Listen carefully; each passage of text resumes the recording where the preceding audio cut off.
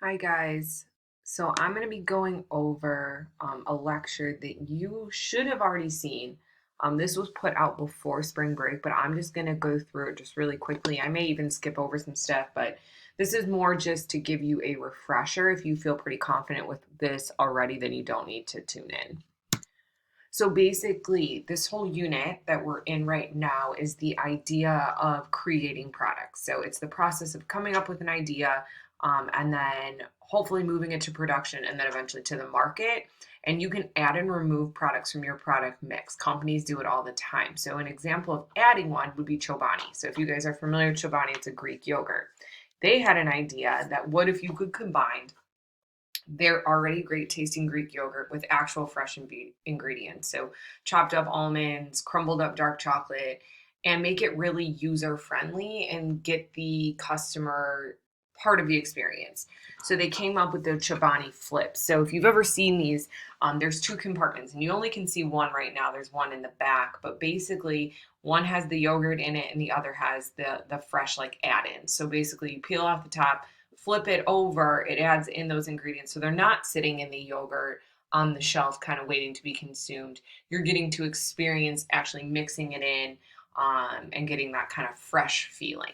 So they saw a great opportunity and brought it to life, and it was a very successful product, and it's still on the market today. Now, really quick, product mix is just the assortment or total number of products that a company offers to its customers. So remember, different stores have different target markets, so you may not find all a company's products in one store.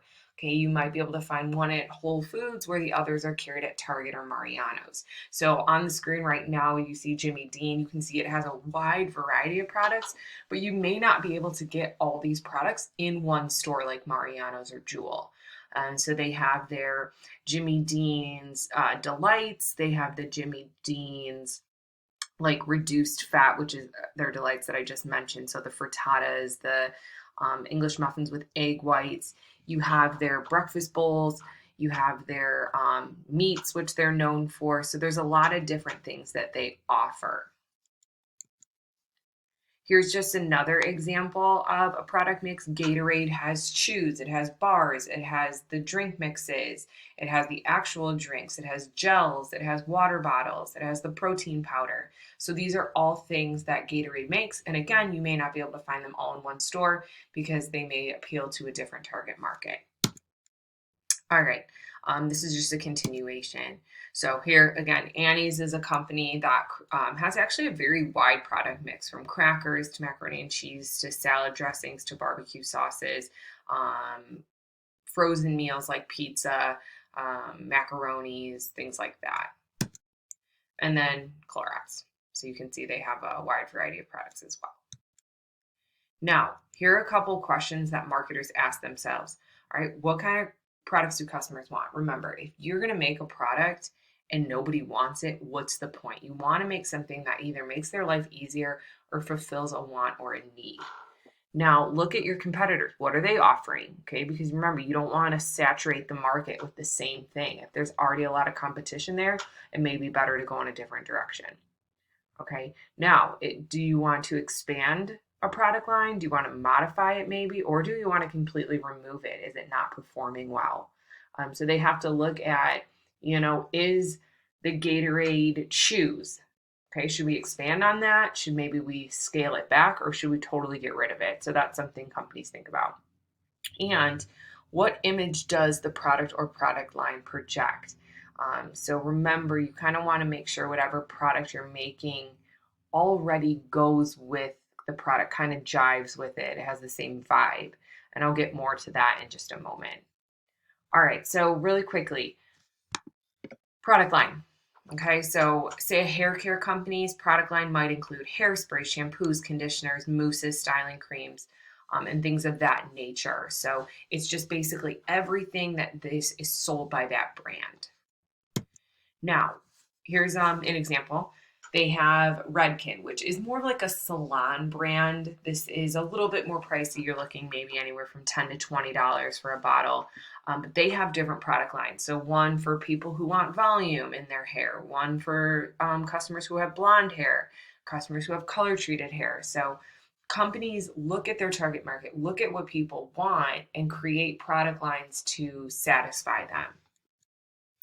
Now, you should have done a whole activity on width versus depth already. So again, I'm hoping all of this is a review. But width is how many products a company offers, where depth is the number of items within that line. Now, I know just by looking at that, it really doesn't make any sense. So I'm going to give you guys a visual. Okay, so look at Gillette. Gillette offers razors, shaving cream, aftershaves, deodorant, and body wash. So that's the width. Okay, and a company's width could be 5, 10, 15, 20, 30 products wide. Depth could also be very large. What depth is all the different variations of razors. Okay, and now that could be sizes, what type of task they complete. Even for drinks and beverages, it could be flavors, it could be ounces, it could be, is it carbonated? These aren't carbonated. So depth can be really, really deep. Gillette has a ton more razors than what I have on the screen. I could just only fit 3. So depth could go on and on and on as well. Now let's look at another example. Okay, so this is Crest. So Crest has toothpaste, mouthwash, white strips, toothbrushes, and floss. So that's their width. And to be honest, it might even have more, but again, for the sake of the screen, we only did 5 across. Now depth, again, let me just tell you, there are a ton of different toothpastes. Mouthwash, white strips, toothbrushes, floss, believe it or not. You can do floss 10 different ways. But basically any different flavoring, maybe it's whitening, maybe it's good for your gums, maybe it does gingivitis. Also size of bottle and tube is depth as well. So again, I did a very small scale, but it really was a lot more wide and a lot more deep.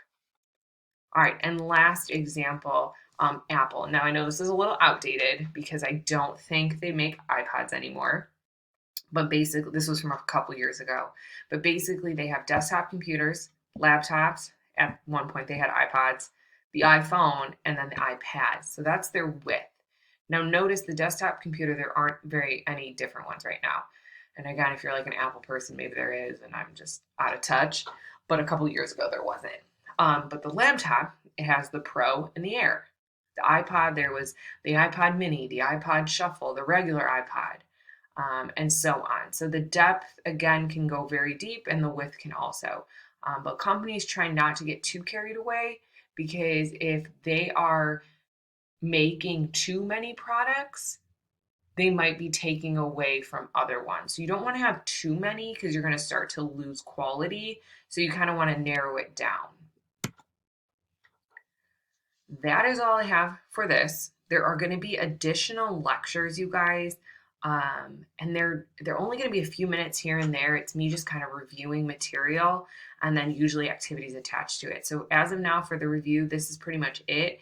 If you have any questions or comments or concerns, please feel free to email me.